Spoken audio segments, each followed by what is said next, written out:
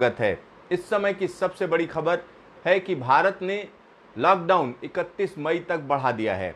31 मई तक लॉकडाउन बढ़ाने की बात कही है। साथ ही साथ गृह मंत्रालय ने इसके लिए गाइडलाइन जारी कर दी है। गाइडलाइन में क्या कहा गया है, क्या क्या चीज़ें खुलेंगी, क्या बंद रहेगा, ये सब हम आपको बताएंगे। अभी की अगर हम बात करें तो अभी भारत में जिस तरीके से कोरोना वायरस संक्रमण की अगर हम बात करते हैं तो तेज़ी से मामले ऊपर बढ़े हैं और इस समय भारत में कोरोना संक्रमण मामले 90,000 को पार कर चुके हैं। आइए हम पहले नजर डाल लेते हैं कि कोरोना वायरस संक्रमण की क्या स्थिति है, किस तरीके की स्थिति दुनिया भर में बन रही है। तो यहाँ पर हम आपको अलग अलग इलाकों की अगर हम बात करते हैं तो यहाँ पर हम जो आपको दिखा रहे हैं ये यूएस के मामले दिखा रहे हैं, जिसमें 14.5 लाख से ज़्यादा मामले सामने आ चुके हैं। साथ ही साथ ग्लोबल डेथ की अगर हम बात करते हैं तो दुनिया भर में जो लोग यानी इस तरीके से मारे जा रहे हैं उसमें अमेरिका का एक बड़ा हिस्सा है। जैसे अमेरिका की बात करें तो तकरीबन 90,000 लोग यहाँ पर मौत के पार उतर चुके हैं। और इसी तरीके से अगर नंबर 2 की बात करें तो जो जिस तरीके से पिछले दिनों में मामले बढ़े हैं तो वो हम कह सकते हैं रूस में बढ़े हैं। तो यहाँ पर जो मामले हैं 3 लाख के आसपास पहुँच चुके हैं और मौत का आंकड़ा भी यहाँ पर बढ़ता जा रहा है। 2631 लोग यहाँ पर मौत के पार उतर चुके हैं। और तीसरे नंबर की बात करते हैं तो यूनाइटेड किंगडम है, जहाँ पर तकरीबन 2.5 लाख लोग जो है इस बीमारी से पीड़ित हैं और यहाँ पर तकरीबन 35,000 लोग जो है इस बीमारी से मारे जा चुके हैं। चलिए अब हम भारत की बात करते हैं। भारत की जो स्थिति है वो अच्छी नहीं है, क्योंकि अगर हम यहाँ पर मामलों की बात करें तो 91,449 मामले सामने आ चुके हैं। ये भारत की बात हो रही है और भारत में जिस तरीके से पिछले कुछ दिनों में मामले तेजी से बढ़े हैं वाकई चिंता की बात है। और अगर मौत की बात करें तो यहाँ पर 2896 लोग मारे जा चुके हैं। तो भारत की स्थिति अच्छी नहीं है, 11वें नंबर पर है दुनिया में और ये मामले तेजी से आगे बढ़ते जाएंगे। और इसी के मद्देनजर आज जो फैसला लिया गया है, अगर हम उसकी बात करें तो यहाँ पर हम कह सकते हैं कि होम मिनिस्ट्री ने जो फैसला लिया है या भारत सरकार ने फैसला लिया है कि भारत का जो लॉकडाउन है उसको 31 मई तक बढ़ा दिया गया है और इसके लिए प्रॉपर गाइडलाइन जारी की गई है। क्या क्या बढ़ा है अगर हम उसकी बात करें तो निश्चित तौर पर तमाम चीज़ें हैं। कहीं ना कहीं गृह मंत्रालय के सामने ये दुविधा रही कि किस तरीके से लोगों को दिक्कत ना हो, लोगों की दिक्कतें कम हों और इसी वजह से हम कह सकते हैं कि बड़ी जब 17 तारीख को शाम तक जो है ये गाइडलाइन जारी की गई है और इसमें तमाम चीज़ों का ध्यान रखा गया है। लेकिन एक बात तय है कि लॉकडाउन अपनी जगह पर बरकरार है, क्योंकि स्थिति अभी चिंताजनक है। आइए हम आपको दिखाते हैं कि क्या क्या स्थिति है और उसके लिए जो रिलीज जारी की गई उसमें क्या कहा गया है। तो यहाँ पर पहली बात जो गृह मंत्रालय ने कही कि लॉकडाउन को 31 मई तक बढ़ा दिया गया है। और अगर हम लॉकडाउन की बात करते हैं, सबसे पहले लॉकडाउन को 25 मार्च को लागू किया गया था और उसके बाद फिर बढ़ाया गया और इसको 31 मई तक बढ़ा दिया गया है। और यहाँ पर जो नई गाइडलाइन है उनमें कहा गया है कि जोन्स जिनकी हम बात करते हैं, जो अलग अलग इलाके की जहाँ जहाँ ये परेशानी है वहाँ पर अब 5 जोन होंगे, रेड, ग्रीन, ऑरेंज और साथ ही साथ 2 जोन और हैं, बफर जोन और कंटेनमेंट जोन। तो ये इस तरीके से डिस्ट्रीब्यूट किए जाएंगे। और एक और चीज़ यहाँ पर खास है और यहाँ कहा गया the zones can be district, municipal corporation, municipality और even smaller administrative units such as sub division as declared by states and UT. और ये जो फैसला लिया जाएगा ये स्टेट्स लेंगी, यानी जो राज्य हैं अपने स्तर पर फैसला लेंगे। और इसके आगे कहा गया inside the red orange zone containment and the buffer zones will be identified by the district administration. तो यहाँ पे कहा जा रहा है कि जो जोन है, अगर 3 जोन की बात की जाती है मोटी मोटी, तो वहां पर 2 जोन और एक्स्ट्रा होंगे। कौन कौन से होंगे? कंटेनमेंट जोन और बफर जोन, यानी वो इलाका जहां पर लगातार ढेर सारे मामले हैं, लोग लगातार इस बीमारी से पीड़ित हो रहे हैं, तो उसके पास वाला जो इलाका है उसको बफर जोन कहेंगे। तो कहीं ना कहीं ये सारी चीजें कौन डिसाइड करेगा? ये लोकल एडमिनिस्ट्रेशन तय करेगा, यानी जिला प्रशासन तय करेगा कौन सा इलाका कंटेनमेंट की स्थिति में आता है। यानी कहीं ना कहीं जो तैयारियां हैं अगर हम उसकी बात करें तो अब तक तमाम प्रशासनिक अमले को एक्सपीरियंस हो गया है कि किस तरीके से हम बीमारी को कंटेन करें, लेकिन बीमारी है कि लगातार बढ़ती ही जा रही है। आइए हम आगे बात करते हैं कि किस तरीके की स्थिति है। तो ये बात हो गई कि यानी बफर जोन क्या होगा और साथ ही साथ रेड, ऑरेंज और ग्रीन जोन की जो हम बात कर रहे थे, और उसके बाद एक्टिविटीज कौन कौन सी प्रोहिबिटेड हैं पूरे देश के अंदर।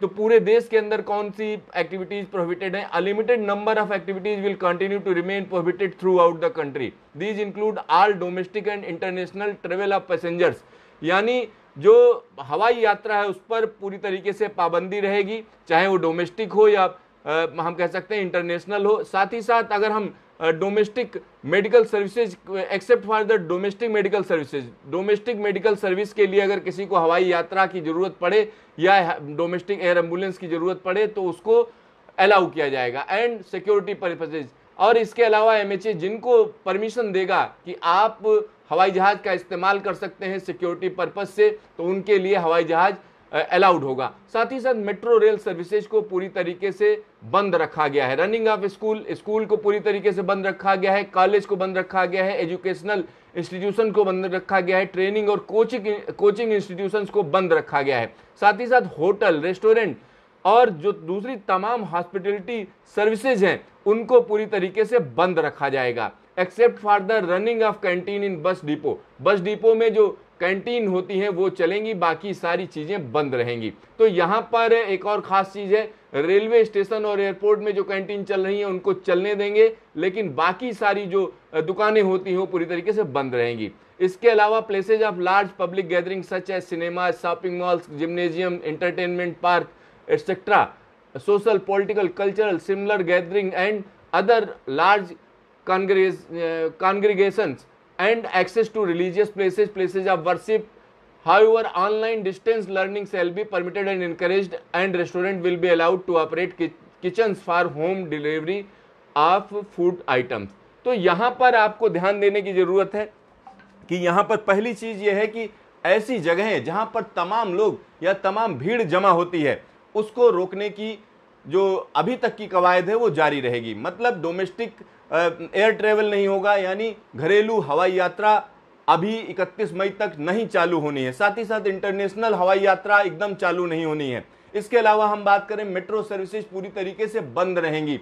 इसके अलावा अगर हम कहें तो ये कहा जा रहा है सिनेमा हॉल, मॉल्स, इन सब पर पूरी तरीके से पाबंदी रहेगी, पूरी तरीके से बंद रहेंगे, क्योंकि हजारों आदमी इनमें इकट्ठा होता है और इसमें बीमारी फैलने का खतरा रहता है। इसके अलावा गृह मंत्रालय ने कहा है कि वो जगहें जैसे मान लिया रेलवे स्टेशन है, रेलवे स्टेशन पर कोई कैंटीन चल रही है तो उसको जो है अलाउ किया जा सकता है। साथ ही साथ बस डिपो में कोई कैंटीन चल रही है जो वहां के लोगों के लिए है तो वो चल सकती है। तो इस तरीके की सर्विसेज चल सकती हैं। लेकिन अगर रेस्टोरेंट की बात करें, होटल्स की बात करें तो पूरी तरीके से बंद रहेंगे। रेस्टोरेंट वही काम करेंगे जो लोगों की होम सर्विस के लिए काम कर रहे हैं, यानी होम डिलीवरी के लिए जो काम करेंगे होटल्स उन्हीं को अलाउ किया जाएगा। लेकिन इसके अलावा अगर हम कहें होटल, जिस तरीके से होटल इंडस्ट्री है, जगह जगह जो हम टूरिज्म के लिहाज से होटल्स की बात करते हैं वो पूरी तरीके से बंद रहेंगे, यानी 31 मई तक ये सारी एक्टिविटी बंद रहेंगी। इसके अलावा एक और मजेदार सी बात कही गई है, जो भी रिलीजियस स्ट्रक्चर्स हैं जिसमें हम कह सकते हैं मंदिर, मस्जिद, गुरुद्वारा या इस तरीके गिरजाघर, इस तरीके की जितनी भी चीजें हैं वो पूरी तरीके से बंद रहेंगी। वहां पर भीड़ इकट्ठा करने की जरूरत नहीं है। तो यहाँ पर एक बात बहुत साफ साफ कही जा सकती है कि अगर हम होम मिनिस्ट्री की बात करें या भारत सरकार की बात करें तो उन्होंने इस चीज को भांपा है कि किस तरीके से संकट लगातार बढ़ता चला जा रहा है, क्योंकि हर दिन अगर 4-5 हजार मामले सामने आ रहे हैं तो कहीं ना कहीं ये स्थिति विस्फोटक हो सकती है, बड़ी तेजी से मामले बढ़ सकते हैं। तो इसको रोकने की पूरी कवायद है। तो ऐसा ना हो कि आने वाले दिनों में दोबारा सोचने का मौका भी ना दे अगर ये बीमारी, तो ये स्थिति भारत सरकार नहीं आने देना चाह रही है। हालांकि तमाम तरीके के दबाव हैं, तमाम तरीके की परेशानियां हैं, विपक्ष भी लगातार सरकार पर निशाना साधे हुए है, लेकिन सरकार का मानना है कि अगर हम इस समय ढिलाई देते हैं तो हमको इतिहास माफ नहीं करेगा, क्योंकि इस समय की स्थिति जरूर लोगों को दिक्कत है, परेशानी है, लेकिन अगर स्थिति नियंत्रण से बाहर चली जाती, यानी 1 लाख मामले अभी हैं, ये बढ़कर अमेरिका की तरह 15 लाख, 20 लाख, 50 लाख तक पहुंच जाते हैं तो बहुत से लोग मारे जाएंगे और कहीं कहीं ना कहीं यही डर जो है सरकार को खाया जा रहा है, क्योंकि अगर हम कहें कि पूरी की पूरी स्वास्थ्य व्यवस्था या अस्पतालों की बात करें तो दुनिया में कहीं भी इतना बड़ा सिस्टम नहीं है जो इस तरीके की बीमारी को कंटेन कर सके। तो सीधा तरीका है सोशल डिस्टेंसिंग रखी जाए। आइए हम आगे बताते हैं कि क्या क्या स्थिति है। तो यहां पर एक और मजेदार सी चीज है जिसको यहां पर साफ किया गया है कि जैसे स्पोर्ट्स कॉम्प्लेक्स की अगर हम बात करें तो स्पोर्ट्स कॉम्प्लेक्स और स्टेडियम में केवल स्पोर्ट्स एक्टिविटी के लिए परमिशन होगी, यानी जिन लोगों का वहां पर एक तरीके से उन्होंने वहां पर अपना रजिस्ट्रेशन करा रखा है या तमाम लोग हैं जो रेगुलर खिलाड़ी खेलने जाते हैं, प्रैक्टिस करने जाते हैं, उनके लिए अलाउ है, लेकिन जनरल पब्लिक के लिए अलाउ नहीं है। चलिए आगे की बात करते हैं। एक्टिविटीज परमिटेड विद रिस्ट्रिक्शन के साथ जिनको अलाउ किया गया है, अगर उनकी बात करें, in order to facilitate the movement of the person various mode of transport have already opened up. Movement of individuals by trains have been permitted earlier by MHA through an order 11 May. Further evaluation of foreign national and nationals from India returned for stranded Indian nationals from abroad sign on and sign off of the Indian seafarer and interstate and interstate movement of stranded person by bus and train will continue to be allowed. तो कहीं ना कहीं जो ट्रेनों का movement है या बसों का मूवमेंट है, जो फंसे हुए लोग अगर उनको लाने ले जाने की बात होती है तो उसका हम कह सकते हैं उस पर रोक नहीं है। तो कहीं ना कहीं गृह मंत्रालय ने इस चीज को ध्यान रखा है कि हजारों लाखों की तादाद में जो श्रमिक चल रहे हैं उनके लिए व्यवस्था की जाए, और ये एक तरीके से स्टेट से कहा गया है उसके लिए कोई पाबंदी नहीं, आप उनके लिए इंतजाम करिए। तो यहाँ पर ये बड़ी चीज है। और inter state movement of the vehicles and buses have also been allowed with mutual consent of the concerned states and UTs। तो यहां पर एक और बड़ी चीज हुई है कि अगर बसें चलना है, बसों की सर्विस देनी है तो ये अलाउ किया गया है, यानी इंटर स्टेट बसें चल सकती हैं, लेकिन इसके लिए जो राज्य जिनके बीच में बसें चलनी हैं उनके आपस में सहमति होनी चाहिए। मान लिया यूपी और दिल्ली के बीच में बसें चलनी है, इंटर स्टेट बसेज जो ट्रांसपोर्ट करेंगी तमाम लोग जो जाना चाहते हैं अपने हम कह सकते हैं गृह राज्य के लिए, तो उनके लिए बसों को अलाउ किया गया है, लेकिन वो दोनों राज्य आपस में सहमत हों। तो ये कुछ शर्तों के साथ हम कह सकते हैं कि इसकी परमिशन दी गई है। आइए हम आगे बताते हैं कि आगे क्या कहा गया है। National directive for covid management, covid management के लिए क्या क्या चीजें हैं अगर हम उसकी बात करें तो यहां पर कहा जा रहा है the guidelines specify the national directive for COVID-19 management which shall apply to public places and workplaces. Under these guidelines, wearing of the face covers is compulsory. Spitting will be punishable with fine as may be prescribed in accordance with its law, rules, regulations by the states, local authorities, and social distancing is to be followed by all persons in public places and in transport. Marriage-related gatherings shall not have more than 50 guests. For funeral, last rites, the maximum number of persons allowed to be kept at 20. Consumption of liquor, पान, गुटखा and tobacco is not allowed in public places. तो एक और चीज यहाँ पर खास है जिसमें कहा गया है कि जो नेशनल डायरेक्टिव हैं अगर हम उनकी बात करें तो कोई आदमी अगर शादी ब्याह करना चाहता है तो सिर्फ 50 लोग अलाउ हैं, यानी इससे ज्यादा गैदरिंग अगर आप करोगे तो पनिशेबल है। साथ ही साथ आप कहीं गुटखा खाते हो या पान मसाला खाते हो और थूकते हो इधर उधर, तो थूकने पर पाबंदी है। थूकना कहीं ना कहीं पनिशेबल है, क्योंकि ये कहा जा रहा है कि अगर हम कोरोना वायरस संक्रमण की बात करें तो संक्रमण थूक से फैलता है। तो इसलिए जो पैंडेमिक एक्ट है उसको लगाया गया है, महामारी एक्ट को लगाया गया है। अगर कोई व्यक्ति ऐसा करता पाया जाता है तो उसको अरेस्ट किया जा सकता है और उस पर जुर्माना हो सकता है। तो यहां पर ये गाइडलाइन साफ साफ कह रही हैं। और इसके अलावा अगर हम बात करते हैं तो एक और चीज यहां पर कही गई है। अगर हम बात करते हैं कि अगर अंतिम संस्कार किसी का करना है for funeral and last right, तो कितने लोग अलाउ हैं? 20 लोग, ज्यादा से ज्यादा 20 लोग अलाउ हैं, इससे ज्यादा लोग अलाउ नहीं हैं। और जो वर्क प्लेस हैं जहां आदमी काम कर रहा है जिनको अलाउ किया गया है वहां पर फेस मास्क, यानी जो आप मास्क लगाते हो वो कंपलसरी है। ऐसा नहीं है कि आप बगैर फेस मास्क के बाहर निकल जाते हो, नहीं, उसके लिए कंपलसरी आपको फेस मास्क लगाना पड़ेगा। तो ये इसमें गाइडलाइन की बड़ी खासियत है। इसके अलावा गाइडलाइन में क्या कहा गया है, तो तमाम चीजें उसी जगह पर हैं। और इसके अलावा कहा गया stipulation regarding shops and markets. अब ये खास बात है कि दुकानें खुलेंगी नहीं खुलेंगी, उसके लिए क्या कहा गया, local authorities should ensure that shops and markets open with staggered timings so as to ensure social distancing. Also have to ensure 6 feet distance among customers and also not allow more than 5 persons at a time. तो ये बड़ी बात है क्योंकि दुकानों को खोलने को भी अलाउ किया गया है, लेकिन शर्तों के साथ, यानी 2 लोगों के बीच में डिस्टेंस होनी चाहिए 6 फीट के आसपास, और साथ ही साथ एट अ टाइम वहां पर 5 से ज़्यादा लोग नहीं होने चाहिए, और उनकी टाइमिंग जो है अलग अलग होनी चाहिए। यानी जो दुकानें जगह जगह गली मोहल्लों में हैं उनको एक तरीके से परमिशन दी गई है और स्टेट गवर्नमेंट से कहा गया है उसके लिए अलग अलग टाइमिंग आप कर दीजिए, और वहां पर जो लोग हों सोशल डिस्टेंसिंग मेंटेन करें, और एट अ टाइम 5 लोग ही वहां पर होने चाहिए। तो ये बड़ी खबर है क्योंकि दुकानें खोली जा सकती हैं, ये गृह मंत्रालय ने कहा है। चलिए एक और चीज जो आपके लिए मतलब की है, नाइट कर्फ्यू शैल कंटिन्यू, यानी रात का जो कर्फ्यू है वो कंटिन्यू रहेगा। तो यहां पर एक बड़ी चीज है कि यहां पर अगर हम देखें कि नाइट कर्फ्यू लागू रहेगा, यानी रात को हम कह सकते हैं 7 बजे, रात से लेकर सुबह 7 बजे तक अलाउड नहीं है, नाइट कर्फ्यू रहेगा, कोई भी व्यक्ति बाहर नहीं निकल सकता। ये पूरे देश की बात की जा रही है। साथ ही साथ ऐसे लोग जो 65 साल की उम्र ज़्यादा है और या उनको कोई बीमारी है, परेशानी है, प्रेग्नेंट वुमेन्स हैं, या बच्चे जो 10 साल से छोटे हैं, उनको घर पर ही रहना है और उनकी जो हेल्थ पर्पजेज से जो रिक्वायरमेंट है उनको पूरा किया जाना है। साथ ही साथ all activities to be permitted except those which are specifically prohibited, जो जिन चीज़ों को रोका गया है उनके अलावा सारी एक्टिविटी परमिटेड है। फिर इसके अलावा कहा गया है कि विद इन वेरियस जोन्स के अंदर क्या क्या अलाउ होगा।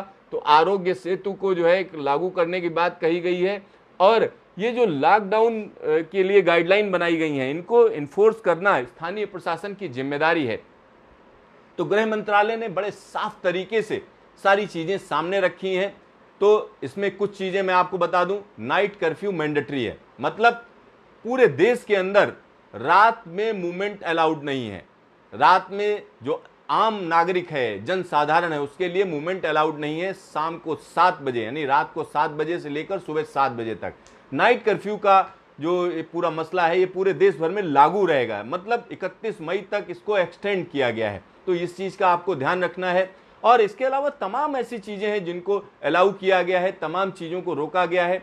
और एक बार फिर मैं आपको दिखाना चाहूंगा कि कोरोना वायरस संक्रमण की अगर हम बात करते हैं तो क्या स्थिति है, इसलिए दिखाना चाहूंगा जिससे आप इन गाइडलाइंस को हल्के में मत लें, क्योंकि 91,449 मामले पूरे देश भर में सामने आ चुके हैं।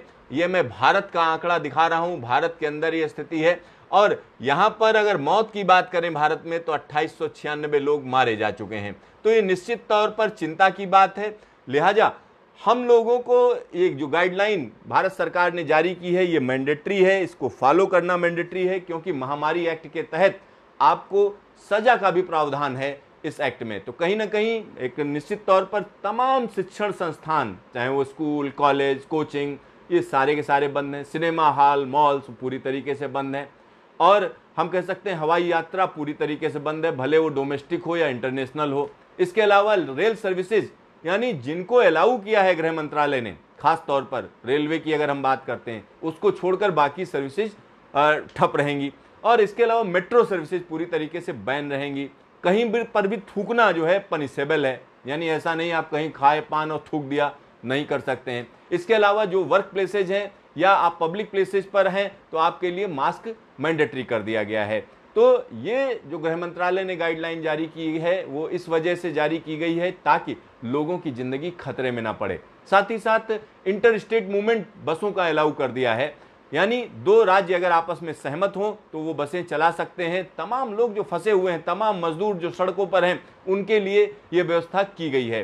तो आने वाले दिनों में और भी बदलाव जो भी होंगे वो मैं आपको बताता रहूंगा। फिलहाल इतना ही।